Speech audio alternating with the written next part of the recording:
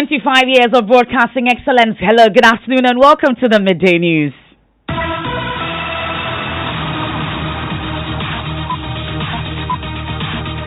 This bulletin is coming to you live from Joy 99.7 FM studios here in Kokomlemle. Our digital address GA0993341. Also live on Love 99.5 FM in Kumasi. Affiliates across the country, including ATL FM in Cape Coast, Radio Max in Takrade, Jubilee FM in Keta, is on ABN Radio in London and around the world at myjoyonline.com. The news is brought to you by UMB Bank, UMB Speed Up, Digibank, Let's Go, and Telesol 4G.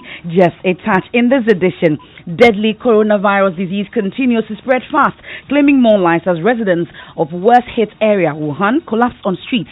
Meanwhile, Ghanaian importers on high alert following fast spread of deadly coronavirus disease, which has so far claimed 26 lives. Fortunately, for our containers, because of the fumigation that started last year, our containers are secured from this problem. We'll bring you details as Ghana's mission in China advises Ghanaians planning to travel to that country to consider postponement of their trips.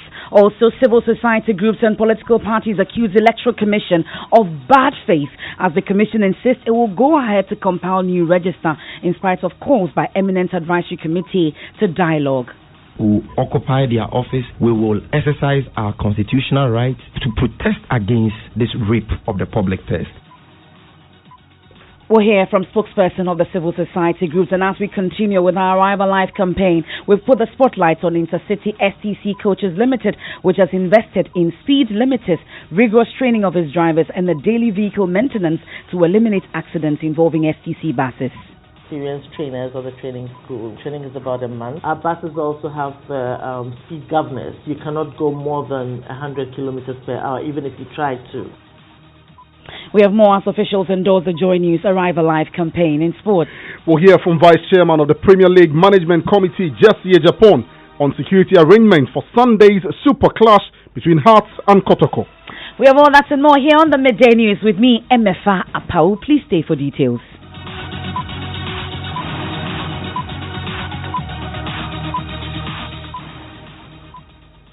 And in our very first story, Ghanaian importers and traders who ply their trade in China are on high alert as the deadly coronavirus disease continues to spread.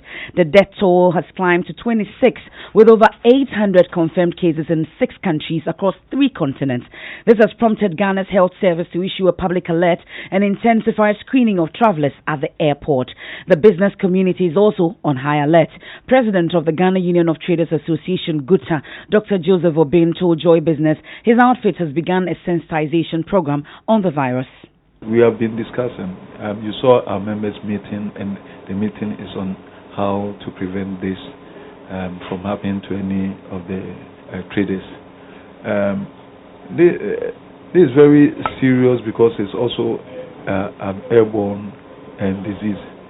But fortunately, for our containers, because of the fumigation that started last year, our containers are secured from this problem. When it comes to the entry point, that's the airport and all that, that's where maybe government have to take precaution. The Ministry of Health have to come in and take precaution by disinfecting the place on a regular basis, and also find some mechanism to scrutinize people who are coming in with the machines like the Ebola system, that to check on all this. For us, once it hasn't reached maybe an epidemic level for government to tell us not to travel, we will still be traveling. But that will also mean that some information be given to us. Now, in spite of the fast spread of the disease in some countries, the World Health Organization says it has not reached epidemic levels. We'll speak with the WHO Ghana office shortly, but as Chinese authorities work to contain the spread, Ghana's mission in China is advising Ghanaians planning to visit China to consider postponement of their trips. Dr. Charles Dramina is deputy head of Ghana's mission in China. We'll hear from him shortly, because he's also been saying that Ghanaians in Wuhan have also been advised to stay indoors. We'll also get to interact with nukes in China as well. If you must travel to China, it must be on an urgent assignment, an assignment that cannot be postponed. then you can make it. And then when you do get in, take the necessary precautions so as to keep yourself safe. We are always advising people, if your trip can be postponed, please do well to postpone it so that you can stay safe. Now we can hear him advising Ghanaians in Wuhan to stay indoors. In that particular city, we have about 300 Ghanaian students and then a number of Ghanaians who are doing various activities. Personally, as we speak, no Ghanaian has been affected in this issue. We continue to get in touch with the people, our patrons there. The embassy has reached out to the student leadership in the community. Our students are safe. They've been advised to stay indoors as much as possible, avoid unnecessary gatherings. You have Ghana's Deputy Ambassador to China, Dr. Charles Dramina. Now let's head to China now and speak to Felix Joe Ado. He's the NUC's president in China and joins us on the line. We're grateful for your time, Felix. What's the situation now? Tell us a bit of what you've gathered in terms of students in China, Ghanaian students in China who've been affected. Thank you very much, Emefa. So what we have gathered is that generally most students from the cities that you'd have Ghanaians there are safe, and Wuhan, which is the epicenter where this virus emanated from, students are interacted with them since this epidemic started, but everyone is safe because we have the local executives interacting with the various students in all the universities, and I can say that everyone is safe and sound.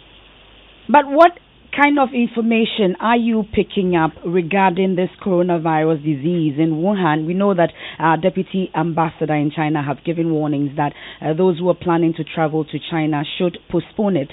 What kind of information are you picking? How serious is the situation? Okay, it's quite serious because I think that since the news broke out of the infection, there's been a new detection in various parts of the country. And so they have advised, the health authorities have advised that people avoid crowded areas.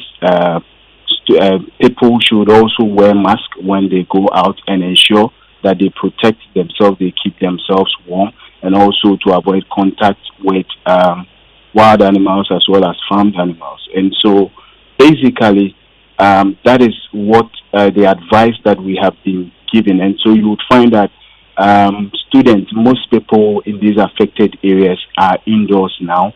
People have got their supplies that will last them for some days, and they are adhering to this health protocols that has been outlined by the local authorities. But as it stands now, thankfully, you say no Ghanaian student has been affected. But are you in touch with all the student body there and, of course, the embassy as well? Has there been any communication whatsoever to the student body there? Yes, thank you very much. We've been in constant touch with the embassy. They have also issued some guidelines for students. The union has also done same. The National Executive Committee of NUC's China is in constant touch with all the chapter executives that we have. We have over 25 chapters spread across the country, and we are in constant touch with them to ensure that as and when something comes up, they quickly alert us. So we are in constant touch with them, and we have advised all students that they must adhere to the guidelines that have been given so that everyone stays safe and sound. Thank you very much. Continue to stay safe there. That's Felix Joado. He's the president for the National Union of Ghana Students in China. He's the president there. He joined us live from China. You're still listening to the Midday News here on Joy 99.7 FM. We move on to some other stories because civil society groups and political parties are accusing the Electoral Commission of bad faith after the Commission insisted it will go ahead to compile a new voters register in spite of calls by the Eminent Advisory Committee to dialogue with the parties. The committee had asked the EC to meet with the parties to resolve the impasse, but a meeting of commissioners and directors yesterday, the EC approved modalities for the compilation. Listen to the Director of Electoral Services, Dr. Srebo Kweku. It's now decided that we are starting the registration on the 18th of April and end on the 30th of May. we are going to use the clustering system as we used in 2012. So we are targeting around 32,000 polling stations. So we are acquiring about 8,000 machines for BVRs. You mentioned you continue to consult, but the purpose of that meeting will be what? Because to explain why we are doing what we are doing. Okay, this is just about explaining. Yes, not to tell them, to advise them whether to do. This is not to do or not to do. No, but the reason why we are doing what we are doing. You heard Dr. Strebo Kweku there speaking to my colleague Evans Mensah. Well, the opposition parties say they will embark on a series of actions, including challenging the EC in court. Here's National Communications Officer of the NDC, Sami Jemfi. They will fail this time around. The EC must be ready for more protest actions across the country. The Accra demonstration will come off on a date which will be announced. Other mass actions will also take place. We will occupy their office. We will, exercise our constitutional right to protest against this rape of the public purse and this attempt to undermine our electoral system. We are also contemplating a legal action. Our lawyers are currently, considering that option very strongly. Now, spokesperson for the Inter-Party Resistance Against New Voters Register and PNC Chairman Bernard Mona says the group will continue to pile pressure on the EC to beat a retreat. He spoke on News Desk on the Joy News channel. It means we'll resume our mass public activities that we have planned. We shall be engaging the public. We will soon even be engaging the media. We will want to tell the story as it is.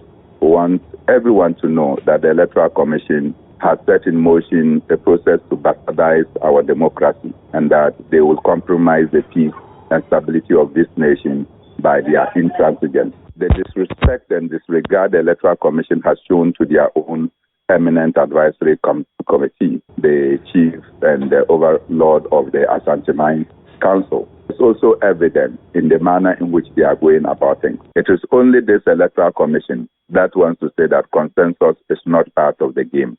We want to assure you that no amount of bullets or bombs has been able to defeat the will and might of the people. We shall confront the Electoral Commission with all the legitimate rules that are permitted under our laws to ensure that we do not bastardize our nation's democracy. Well, that's a spokesperson for the Inter-Party Resistance Against the New Voters Register, chairman of the PNC as well, Bernard Mona. Now, a number of CSOs, 18 of them, came together and raised concerns about the decision by the EC to compile this new voters register. One of them is Imani Africa, and Vice President of Imani, Kofi Bentil, joins us on the line. We are grateful for your time here on the Midday News, Mr. Kofi Bentil. So, you spoke about it, you raised concerns, even held a press conference, but it appears it's an exercise in futility because the EC's mind is made up. Well, good afternoon. It's absolutely not an exercise in futility. A lot has happened even since then. I think it's important to clarify that the CSO action is different from what the political parties are doing. So we are not necessarily working with them in terms of the demonstrations and other things. What the CSO sought to do was to understand the EC from the EC's own point of view. That is why even after we had assessed the situation ourselves and come to a certain conclusion, we submitted ourselves for that meeting where we were hoping that the EC would convince us. And unfortunately, the EC failed to convince us. Now, after that meeting, a lot more has happened, and honestly, it is even more troubling. We are also hearing the position of the EC that regardless of what the facts are, and that's very important, regardless of what the facts are, they were going to go ahead and just spend $100 million doing something which they have not been able to defend. Now, that is very worrying. Now, there are other moves, and again, I differentiate between what the CSOs are doing, what the political parties are doing. There are other moves regarding the legality of this. Okay, there are a number of people, okay, who are looking whether the EC even has the legal right to do so, and this is different from what the political parties are contemplating in terms of their court action. We believe that we may have a case to raise that the EC does not even have the legal right. The law does not back the EC doing what it is doing. Now, if the EC decides that it is absolutely not going to listen to anybody, even if the person has any sense or any facts or any kind of argument against it, then they leave everybody with very little choice than to resort to the courts. It is important also to note that the EC itself, has done as an institution in 2016 an objective analysis of its system. When the EC audited its system in 2016, what was cancelled was the continuation of the updating of the system. And that has been done year on year. The information is clear. They reported it in Parliament. What I mean is that if the EC itself, by its own internal mechanisms, has come to the conclusion that replacing the whole system is not the right thing to do, if civil society organizations have sought to understand whether there's a justification for what they are doing, and they have not been convinced about that, if every other person looking at the thing, except the vendors, are saying that we do not need to spend this money, but the EC still is going to be intransigent, they will have no choice than to challenge them in other ways. It is finally very important to note that the persons that the EC is holding up as consultants are actually vendors. The persons that are being held up as the people advising the EC that what they need to do is a totally new system are the people who are selling them the systems. And I'm not going to mention this, I'm telling you, I will. And I think that as a country, we should just be minded not to do things like this. If the EC can just convince the CSOs and the rest of the country, nobody will be against them. As of right now, they haven't convinced us. So, as in not being able to convince you, before we get to that also, you raised the issues about other moves, including going to court and all. May I find out if the processes are already in place? How far advanced are we? Hello, Mr. Bento. Hello, yes. I missed the last part of your question. Sorry, I'm asking about the moves to go to court. How far advanced are we with that regard? Well, the decision hasn't been made yet. The legal arguments have been sorted out. And I can tell you clearly that as we speak right now, there is an authority in this country which is mandated by law to collect national information and make it available to use by institutions like the EC. The EC is a commission for election. Out of necessity, data collection for the purpose of election was added to its mandate. It was never given a mandate to continue to compile national data for the purpose of elections whenever it wanted to. And if the NIA is there and can do the job, we don't think the EC has the legal authority to put a bill on the public purse for that purpose. Okay. We're grateful for your time. That's the Vice President of Imani Africa, Kofi Bento, there on the EC's decision to compile the new voters register in spite of the concerns raised by Inter-Party Advisory Committee, of course, and also the CSOs as well. Now, let's move on. A collaboration between the Ashanti Regional Police and our sister station in Shira FM in Kumasi has led to the rescue of a teenage girl who escaped from her matrimonial home in Cote d'Ivoire, where she had been forced into marriage. The intervention comes as relatives prepare to send the junior high school graduates back to her husband against her will.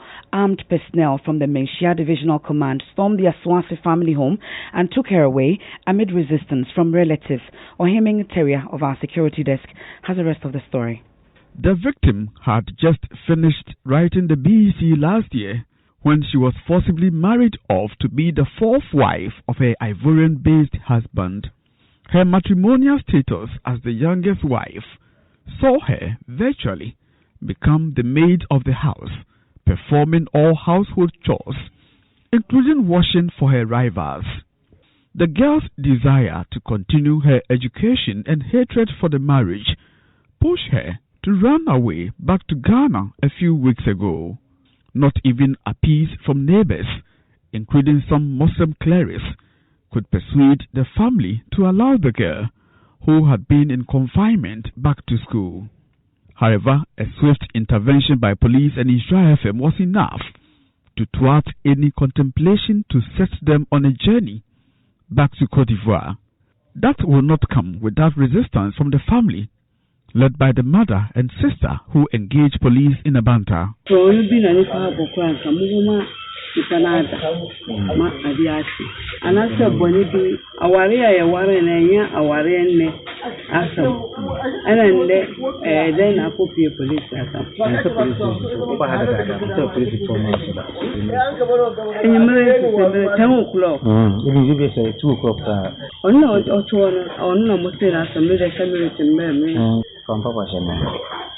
Ashanti Regional Girls Education Coordinator Hannah Amponsa has lauded the joint effort of Insha FM and police on the rescue mission. I was very happy to hear about the rescue team, which was spearheaded by Insha FM, the police, and the Girls Education Unit. That rescued a JHS graduate a day before she was going to be sent back to the husband. This was a great move and a great job well executed. That's Ohiming Terrier's report. Let's stay a while longer in Kumasi because the Asokwa District Court has turned down a bail application filed by lawyers of the wife of the driver of the Bank of Ghana accused of the murder of a restaurant operator on New Year's Day at a hotel. Belinda Ewuku, the second accused person who was appearing before the court for the first time, was arrested on a bench warrant after she failed to appear before the court on January 10, 2020. Her lawyer prayed the packed court to grant her bail since she has cooperated with police investigators. My colleague Ohiming Terrier, once again of our security desk, was in court. He's been following this incident and joins us on the line with more. Ohiming, how come lawyers for the two accused persons did not only ask for bail for the two, but only the wife of the prime suspect? Yes, Emefa, lawyer Benjamin Andor, who represented Edwin Ewuku and his wife, Belinda Ewuku, told the court that he was not in a haste to make any bail application in respect of Edwin Ewuku because of the fact that the precious life of a woman has been lost and was involved, and because of the public interest of the case. But for the case of Belinda Ewuku, he told the court that he thinks through police investigations have cooperated with police to the extent that when she was asked to come to the police stations periodically, she actually obeyed and was visiting the police station and frequenting the police station on time. But this was met by resistance from the prosecutors who argued that ever since Mrs. Belinda Ewuku was granted bail, at a point she failed, she was bleeding and was asked to attend to the hospital, but she failed to do so and even attempted to escape until prosecutors prayed the court to issue the bench warrant for her arrest, until she appeared before court today and paid the court that this cannot be somebody who can be trusted, so the court should remand her. The magistrate presided by Her Worship Rosemary, listening to the prosecutors and admitted the two persons into remand to reappear on February 7. That's my colleague Ohiming Terrier reporting from the court today. The Midday News will take a quick break. When we return, we continue with our Arrive Alive campaign. We put the spotlight on Intercity STC Coaches Limited. Experienced trainers or the training school. Training is about a month. Our buses also have speed governors. You cannot go more than 100 kilometers per hour, even if you try to. Chairman of the National Peace Council praises the multimedia group for its leading role in election coverage and other politically oriented shows. And then later, it appears that many were bitten by the confession bag after hearing two fascinating stories of men who dated married women. We didn't set out to have any emotional attachments or whatsoever, but eventually, more or less, stuff happened. So the same hero feeling is the same kind of feeling that makes you fall. UMB was established in 1972 as the premier bank for the corporate and private sector in Ghana. From our very beginning, as the only Ghanaian bank serving all categories of businesses, we set a standard for excellence and innovation over the past 45 years. We've built a financially healthy and strong bank, demonstrated our commitment to our customers and to growing businesses, and exhibited originality and innovation at every turn. At UMB, our focus is built around people, service, products, and technology. These are the key to our present success and our future triumphs. At UMB, we're poised to make a difference not only with our customers, but also in the banking industry. We invite you to share in our future. Our future starts now with you.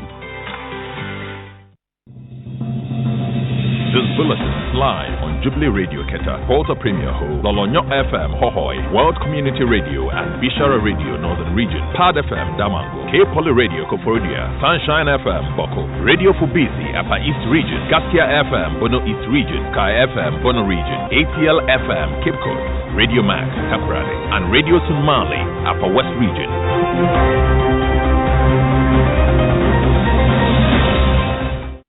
And this is the midday news. You enjoy 99.7 FM. Time now for sports. Hans Mensando has the latest.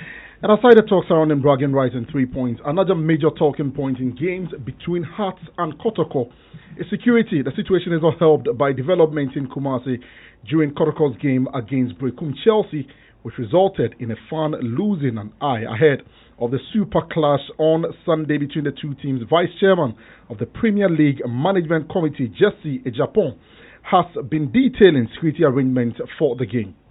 Security is going to be super adequate. It's going to be super adequate. A combination of the Ghana Police Service, the BNI, National Security. And one of the things that the police has told us quite clearly is that we are setting up a charge office at the Accra Sports Stadium. There'll be a lot of plainclothes police officers who will be among the funds. There'll be countless, amazingly huge number of police officers on the ground, visible police officers on the ground. For me, the biggest excitement I have is around the fact that security starts with the individuals who are going to the stadium. So go there to have fun. Don't do anything that inflicts any sort of wound or pain on anybody else. Just go and have fun. Jesse Ejapon is the Vice Chairman of the Premier League Management Committee. You drive safely to the Accra Sports Stadium and you return home safely. Yeah, that takes us to our Arrive Alive campaign, because Managing Director in charge of Finance and Administration at the Intercity STC Coaches Limited, Nana Ejubi Amponsa Norte, says speed limiters on buses are one of the effective ways of reducing road crashes. In an interview with Joy News as part of our campaign to reduce the carnage on Ghana's roads, she stated that all STC drivers, irrespective of their qualifications and experience, go through at least 1 month mandatory training at the company's driving school. For STC, with our long hauls, we always have a second driver. So there's a spare driver who should take over in times where the driver is actually tired. A lot of people have pointed to STC as a reference point when it comes to safety on our roads. What is the secret of STC, and how are you able to keep your drivers, in check? What mechanisms have you put in place to ensure all of these? Once you come, your application, which comes with your license, have a proof of your license, then you actually go through rigorous training, at our training school. Simulators, we have experienced trainers at the training school. I think the training is about a month. Our buses also have speed governors. You cannot go more than 100 kilometers per hour, even if you try to. So that's something that, STC does to ensure the safety, of our drivers and our passengers. We have our ways in which you should drive. So if you come and your whole mindset, you're not adaptable to change, to drive the way STC wants you to drive, unfortunately, we cannot employ you as a driver. I'm sure you've interacted with other people in the transport, industry. Is it something that is happening? I'm not sure, but I don't think so, because I've been on the road and, experienced other, transport operators, their buses overtake about 4 or 5, vehicles, also going about 100 kilometers, So I know that obviously that speed limiter is not on those vehicles, but I can't say for sure. We've had a lot of calls about dualizing our roads. There are many who've raised concerns about the single lanes. They're saying that we can reduce head-on collisions if we dualize our roads, because then you didn't have another driver veering into the lane of an oncoming vehicle. Some of them have mentioned to us that road markings are a bit of a problem, and it contributes to the crashes that we experience. What do you make of that suggestion? I do agree with the dualization of our roads. And that's the Deputy Managing Director in charge of Finance and Administration at the Intercity STT Coaches Limited, Nana Ejubi Amponsa Norte. Now, as goodwill messages continue to pour in for the multimedia group as it chalks 25 years of broadcasting excellence, Chairman of the National Peace Council, Reverend Emmanuel Asante, wants the media giant to continue to remain objective in its programming.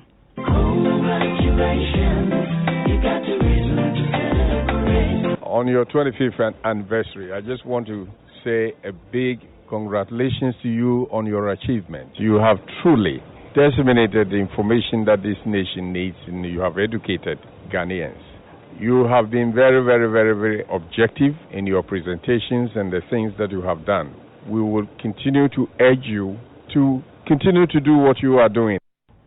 And now you've heard stories about women dating married men. Today, we got to catch up with men also dating married women, and more were bitten by the confession bag. We start off with Brian, who fell in love with another man's wife. From the onset, we didn't set out to have any emotional attachments or whatsoever, but eventually, more or less, stuff happened. She came across as a damsel in distress. For almost every guy, once a nice lady comes across as such, we become default heroes. The same hero feeling is the same kind of feeling that makes you fall. And so over time, it's moved from the hero feeling to something more romantic. She had a problem. She had help, and then she needed someone to talk to. It moved from someone to talk to someone you can have that cozy little relationship with. It felt like I had broken my virginity again. You know, I felt very guilty. I felt bad. But, well, somebody would say, if you feel bad and you feel guilty, why didn't you stop? That wasn't the only time it happened. It continued. Because there was this, and as much as it felt some way, it was also fun. You are there, Brian. If you missed the Super Morning Show, you can catch it on myjoyonline.com. Quickly, what are people talking about, Matt? All right. This whole week, it's been #ArriveAlive, and the conversation continues at Hajbauer says the companies need to lock up the engines to a speed limit. I think that will reduce all of this. And Charles Nkasa says, fix our roads, road signs, and road markings. At Hassan Sindin says, drivers must be cautioned. For me, all these things happen because of careless driving. That's it for the midday news for this week. I am Emefa Apawu. There's more news when you log on to myjoyonline.com. Thanks for your company. Dr. Mensah Bill has living word.